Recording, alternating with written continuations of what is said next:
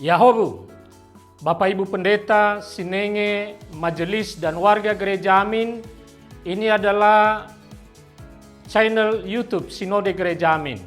Karena itu, bagi yang mencintai Gereja Amin, tontonlah, subscribe, like, dan bagikan.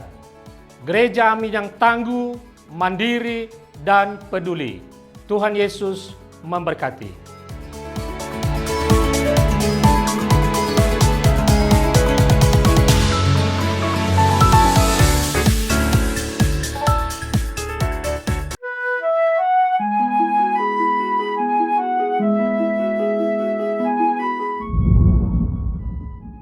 Shalom, sahabat YKB. Senang dapat menjumpai saudara dalam acara wasiat kekal berupa renungan firman Tuhan yang memandu kehidupan kita. Saya Pendeta Wibisono Seswanto dari GKI Peterongan, Semarang.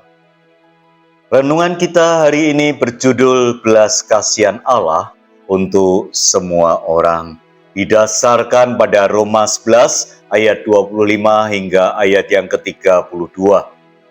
Mari kita bersama-sama berdoa. Saat ini kami bersyukur kepada Tuhan atas anugerah Tuhan dan berkat Tuhan di dalam hidup kami.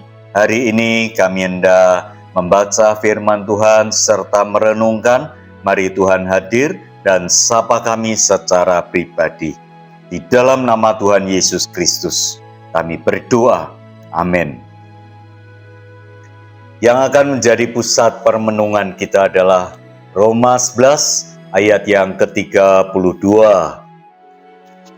Dikatakan demikian, sebab Allah telah mengurung semua orang dalam ketidaktaatan, supaya Ia dapat menunjukkan belas kasihan-Nya atas mereka semua.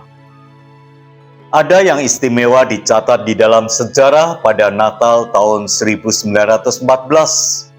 Bukan kebaktian Mekah dengan pengkhotbah ternama di tengah ribuan umat.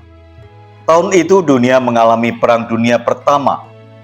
Namun, meski perang berkecamuk dan ada rivalitas yang besar antara tentara Sekutu dan Jerman, pada malam Natal, para tentara dari kedua pihak keluar dari parit-parit mereka dan bertemu di medan terbuka.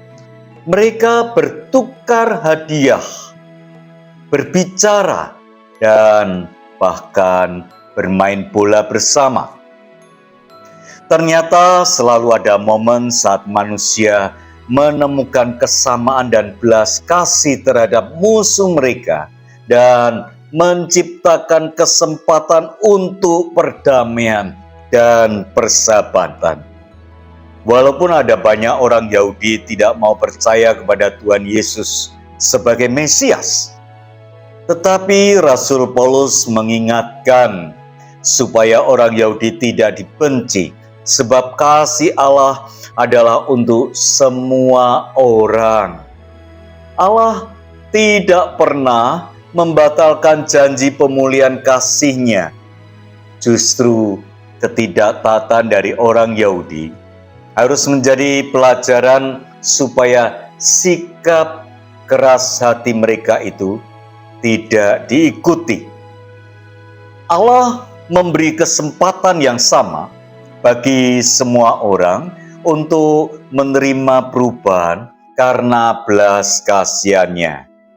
Setiap pengikut Kristus tidak boleh angkuh, sebab belas kasihan Allah untuk semua orang dengan kuasa Roh Kudus. Kita akan dimampukan menciptakan momen-momen untuk menyadari kesamaan harkat dan martabat sebagai manusia, ciptaan Allah di tengah perbedaan yang ada dalam keseharian. Ingatlah bahwa belas kasihan berkuasa untuk mengubahkan tatanan hidup. Yang menjadi perenungan kita, apakah belas kasihan Allah untuk semua orang sudah mempengaruhi cara kita bersikap terhadap orang lain? Mari kita bersama-sama teduhkan dan renungkan firman Tuhan dalam hidup kita. Tuhan memberkati. Mari kita berdoa. Bapa yang di surga, saat ini kami ingin menyerahkan diri kami ke dalam tangan kasih dan kuasa Tuhan.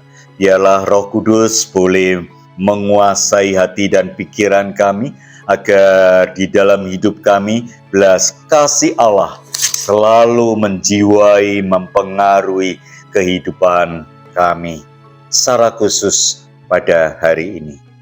Di dalam nama Tuhan Yesus Kristus kami sudah berdoa. Amin. Mari kita bagikan renungan kita kepada banyak orang. Biarlah kita boleh menjadi berkat. Tuhan Yesus memberkati. Amin.